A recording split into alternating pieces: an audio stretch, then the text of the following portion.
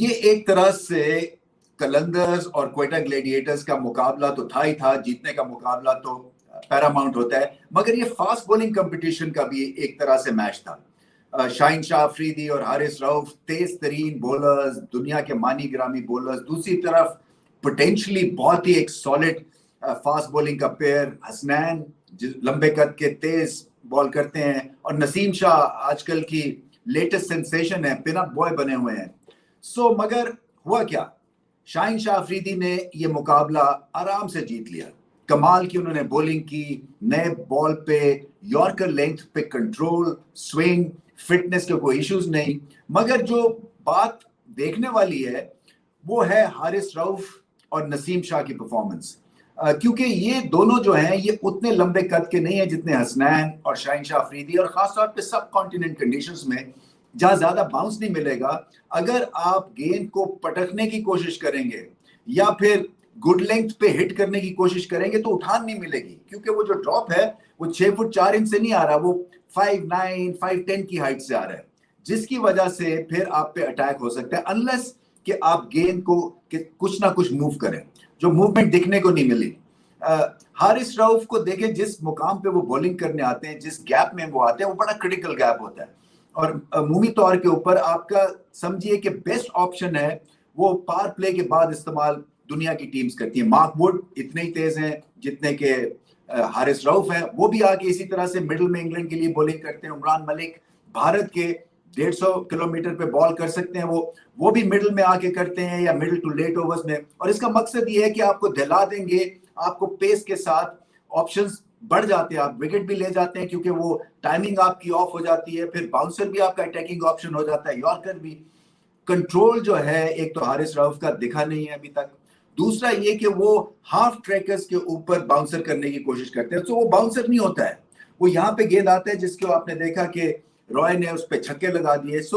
करना इनको ये है, क्योंकि बाउंसी पिचेस ये नहीं है, इनको उठान मिल नहीं रही है, नसीम शाह को उठान मिल नहीं रही है, वो गेंद जब तक हिलता है तो वो एक मास्टर क्राफ्ट्समैन दिखते हैं, जहां गेंद दिखता जहां हिलता नहीं है उसके बाद फिर आपको इम्प्रोवाइज करना है, और कैसे कर सकते हैं आप, स्लोअर बॉल्स हैं, पेस ऑफ द बॉल है, यॉर्कर लेंथ है, उसके बाद स्लोअर बाउंसर है, आपको वेरिएशंस की तरफ चले जाना है, क्योंकि अगर आप पेस ऑन के साथ इसी तरह से बॉलिंग करते रहेंगे तो फिर आपकी कोई बचत है नहीं। इस लिहाज से थोड़ा सा डिसअपॉइंटिंग था, बट ओवरऑल कलंदर्स ने बताया कि जब वो डिटर्मिन्ड हो तो फिर रन्स करेंगे, और रन्स ऐसा नहीं कि किसी ने एक स्टैंड आउट परफॉर्मेंस दिया, हर एक ने कंट्रीब्यूट किया, 150 200 के स्ट्राइक रेट से पहले 4-5 नंबर्स के बल्लेबाज खेले हैं, जिसमें शाय होप ने कमाल कर दिया, सिकंदर रजा ने एंड में आके भी अच्छी शॉट्स खेली, बट ओवरऑल एक तरह से इंपैक्ट क्रिएट किया उन्होंने बैट के साथ। और अगर 199 का टारगेट लाहौर कलंदर सेट कर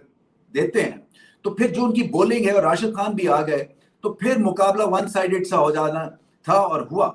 तो बहुत बड़ी फतह है लाहौर कलंदर्स के लिए। कप्तानी शाहीन शाह अफरीदी ने बहुत अच्छी की, एक टेम्पो सेट किया उन्होंने एग्रेशन के साथ नए बॉल पे, और मासवाए हसनैन के क्वेटा ग्लैडिएटर्स की जो टीम है ये कुछ दिखी नहीं कि कुछ खास करेगी, और फिर बैटिंग जो थी वो भी तितर बितर थी। हालांकि आज जेसन रॉय को नंबर 3 पे खिलाया गया, मगर वो स्पिन के खिलाफ फंसते हैं, उनकी बड़े एक प्रॉब्लम सब कॉन्टिनेंट में यही रहेगी। गप्टिल जो है ये भी एक तरह से एजिंग सुपरस्टार है, जेसन रॉय जो है वो अपनी जगह अब इंग्लैंड टीम में बनानी उनके लिए मुश्किल हुई है। सोचना पड़ेगा क्वेटा ग्लैडिएटर्स को अपना बैटिंग कॉम्बिनेशन किस तरह से करना है, और बॉलिंग के साथ भी उनको नसीम शाह और हसनैन को बहुत अच्छी तरह से इस्तेमाल करना है, क्योंकि ये इनके विकेट टेकिंग ऑप्शंस है, और ये अगर विकेट नहीं लेंगे और अगर नसीम शाह को 45 या 47 रन 4 ओवर्स में हो जाते हैं तो फिर प्रेशर नहीं क्रिएट होगा, तो फिर आप जीतेंगे भी नहीं। बट ओवरऑल कलंदर्स ने बहुत अच्छी आज परफॉर्मेंस दी, और एक मोरल बूस्टर भी है और पॉइंट बूस्टर भी था ये मैच जीतने के बाद उनके लिए।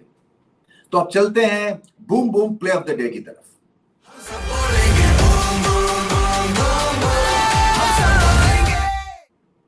Boom boom play of the day Shaheen Shah Afridi man of the match भी बने, मगर देखें इंजरी के बाद वापस आ रहे हैं, कप्तान है, हमें पता है कि पूरी जान लड़ाते हैं, और ये इनके डीएनए की एक खासा है, किसी टीम के लिए ये खेल रहे हो अपना 100% देते हैं। वर्ल्ड कप में आपको याद है कि पूरी तरह फिट नहीं थे, मगर एंड तक लड़ते रहे, अपने साथ लड़ते रहे, बेस्ट देने की कोशिश की। देखिए सुपरस्टार बनने का उनका अज़्म है, और ग्रेटनेस अचीव करना उनका अज़्म है, और इस एटीट्यूड के साथ इनको ग्रेटनेस मिलेगी। कप्तानी जब किसी को दी जाती है तो उसकी गेम यहां से ऊपर चली जाती है या गिर जाती है। शाहिन शाह अफरीदी की गेम यहां से ऊपर चली गई है। इमाद वसीम जब से कप्तान हुए हैं, गेम उनकी यहां से यहां चली गई है। सो कईयों को इसका बहुत फायदा होता है, क्योंकि आपने एक एग्जाम्पल सेट करनी होती है, और शाहिन शाह अफरीदी ने बहुत अच्छी एग्जाम्पल सेट की, टोन सेट की, नए बॉल के साथ 2-3 लाजवाब यॉर्कर्स, फिर स्लोअर बॉल 3 विकेटें ली हैं 20-22 रन के ऊपर, ऐसी पिच के ऊपर जहां पे इन्हीं की टीम ने 200 रन कर दिए। बहुत ग्रेट परफॉर्मेंस है इनकी, रिलेंटलेस प्रेशर क्रिएट किया इन्होंने, और एक तरह से एग्जाम्पल बने अपनी टीम के लिए। So boom boom play of the day में जो आउटस्टैंडिंग फॉर्म और परफॉर्मेंस थी वो थी शाहिन शाह अफरीदी की।